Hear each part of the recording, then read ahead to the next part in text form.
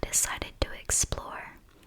I grabbed my machete, knowing it would be a slow trek cutting down various plants and vines out of my way.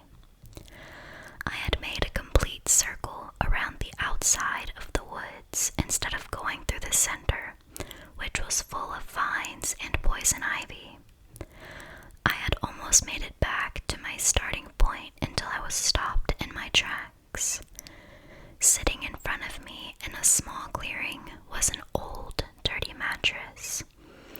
I remember audibly saying, "What the heck?" when I got close enough to see. Even worse, next to the mattress were two things: an old stuffed rabbit doll and a bowl full of water. While it obviously creeped me out being in the woods alone, with nothing but a now dull machete from hacking down various plants, eventually my curiosity got the better of me. I got closer and closer, almost chuckling at my reaction to what, although creepy, looked abandoned. Still, something seemed off, and I could feel a pit growing in my stomach. That's when I looked up. I had been so focused on the mattress itself that I didn't even notice it was pointed directly towards my house. The weeds in front of the mattress had been lightly trimmed, not enough to notice any difference against the thick backdrop of woods, but just enough to see my home. I was feeling uneasy and decided it would be best to not dwell on it too long. Probably just a spot some teenagers used to hang out on, I thought to myself, no doubt trying to ignore the multitude of questions flowing through my mind. Why would someone clear the weeds to have a direct view of my house? Why wouldn't someone throw the mattress away? Why put it in the woods right off the edge? All these questions were an obvious distraction to the thought that was slowly growing on my subconscious. Is someone watching me? By the time I got back to my house, I was almost laughing at myself for the stupidity of it. You really think you're interesting enough for someone to watch you? What are the chances someone is actually watching me? Eventually, the mattress fully left my mind while I got distracted watching TV. Still, I never felt completely comfortable knowing that that old, dirty mattress was just sitting alone in the woods next to my home. Every day when I got home from work, I would look towards the woods in passing, and each time I passed by, I got an uneasy feeling. Being on a farm in the middle of nowhere, it's almost pitch black at night except for the light on my front porch that was turned on by a motion sensor that you had to get pretty close to for it to turn on. One night, while getting home from work pretty late, I got out of my truck and grabbed my keys to lock it. That's when I saw it, as my headlights illuminated the woods in front of me for a split second. Two dots reflected back towards me. They almost looked like eyes, but they were too big and spread apart to be a person's eyes, and I convinced myself that I was seeing things. When I tried clicking the lock button again, my headlights illuminated the woods once more, and I saw nothing. I went inside, feeling a little better, letting the thoughts slowly float away from my mind. If only I had known what I know now, maybe I wouldn't have been so calm. I should have called the cops, but can you blame me? If there was really someone there, they would have no doubt been gone the moment they saw a cop car pull up, and all that would have been found was an old mattress in the woods. While certainly creepy, I doubt the police would have given any serious thought to it. I should have done something, anything, because no matter how much I tried, I still couldn't get the idea out of my head. So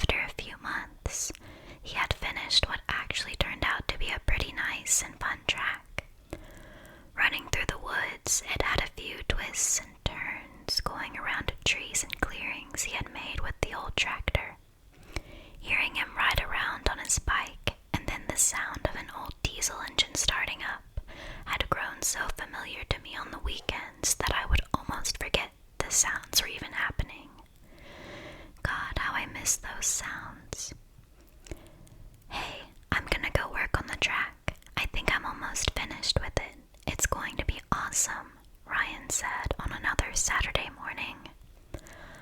I had gotten so used to him disappearing into the woods weekend after weekend that it had almost become second nature. So much so that I didn't even notice as the time rolled to 11 p.m. that day. I hadn't seen Ryan in a while. I didn't even realize that the noise I had been so accustomed to over the last few weeks was missing. I stepped outside to a silent, chilly night to check on where Ryan had gone. His truck was still parked next to the house, as were mine and my girlfriend's vehicles. The old tractor was still sitting behind the house, just in front of the opening that led into the woods following the track. It looked like a deep, dark abyss with the faint light I could see coming off of the moon. I knew going in there alone at this time of night was the last thing I was going to do, so I resorted to every other option I could think of. I checked the barn where we kept the old tractors and found nothing but a calm breeze and crickets in the night singing. I checked the other houses that were on the property for the people who worked on the farm, hoping he had maybe gone over one of them. Still, I found no sign of Ryan or his dirt bike. I tried calling his phone a few more times before giving up. After hearing his voicemail one last time, I knew there was only one thing left to do. So, I grabbed the only flashlight I could find, one of those old-style flashlights that was barely bright and made everything have a yellow tint to it. After taking a few more deep breaths and desperately trying to think of any other possible place he could be, I finally made my way towards the deep, dark, almost tunnel-like opening that led into the woods. I walked around the entire layout of the track for what felt like an eternity, even though it had only been 45 minutes. I almost started to feel relieved that I could walk out of this dark, seemingly endless forest and think of another place to find him. Still, I had to look one last time. As I rounded the third bend turn, something caught my eye. Just past the turn, lying on its side in the weeds, I saw something that looked like plastic and was red in color. My heart dropped when all the ideas ran through my head. What if he's out here hurt? What if he had been waiting on me for hours with various broken bones? Or worse, what if it was too late? What if one of my best friends died because I was too scared to go out into a small patch of wood right next to my own home? I pushed the thoughts out of my head while starting to move closer to the bike, hoping I'd find a possibly injured but at least alive friend. What I found, in its own way, was so much worse. Laying on its side was Ryan's dirt bike, with the same stickers that he had put all over it, but no Ryan. I searched everywhere I could, hoping he had maybe tried to crawl back to the house, but I couldn't find a single sign of him. Not in the woods, not near my home, not anywhere. It was like he had vanished. Against my better judgment, I went back into the woods, hoping to find some sort of clue. And while I somewhat found what I was looking for, it did not make me feel better or answer the biggest question going through my mind. Where are you, Ryan? As I got closer to the bike, it looked seemingly normal.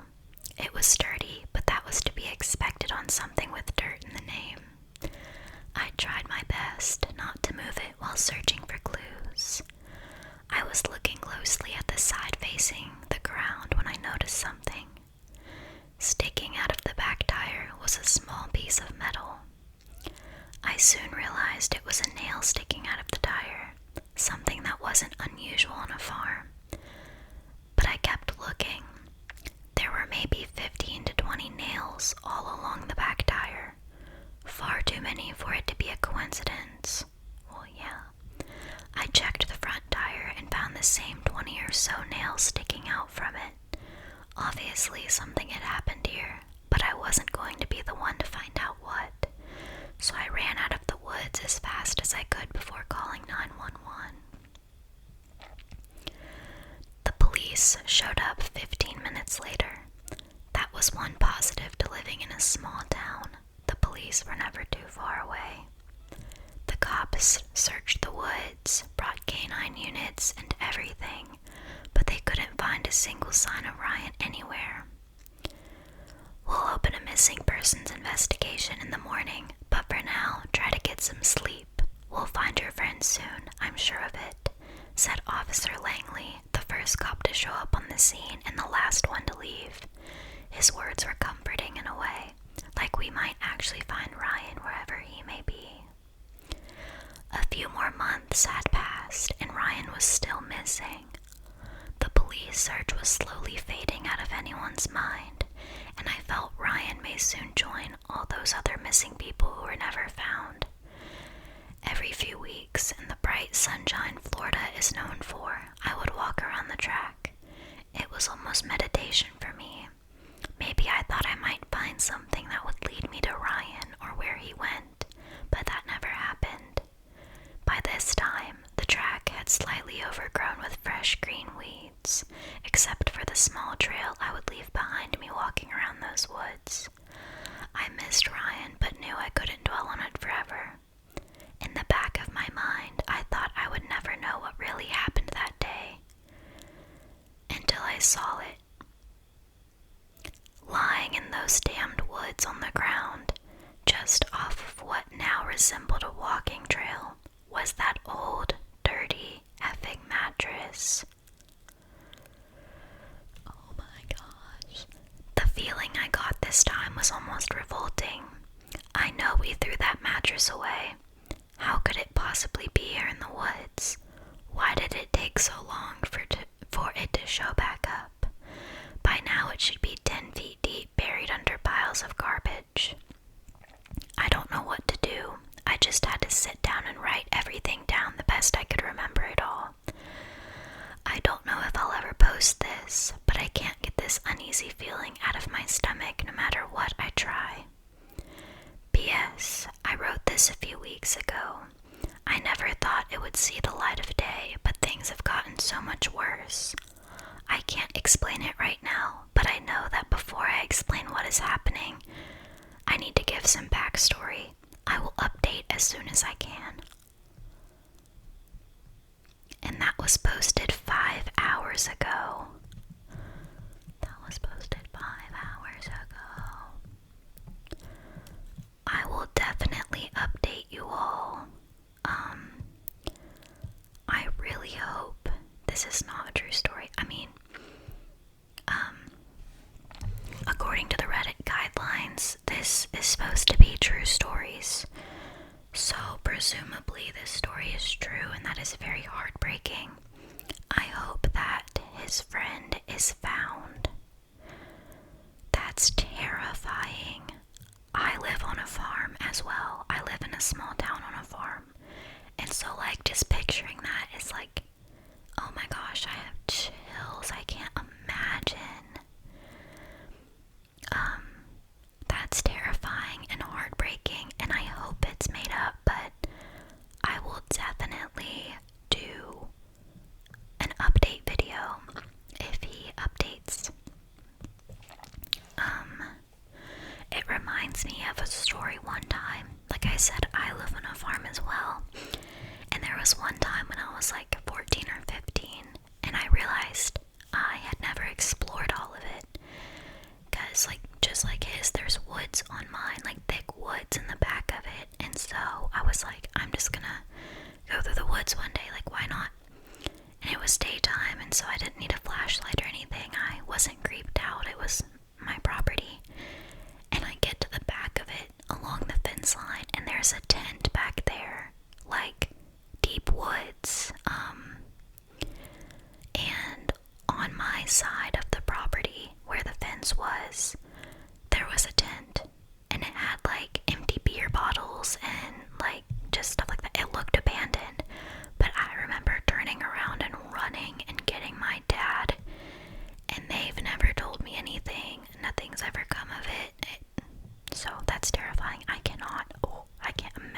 is happening. But okay, I will update you guys. I'm going to go to bed and get up and get ready for my exam. So, thank you, thank you, thank you, thank you for watching, and I will see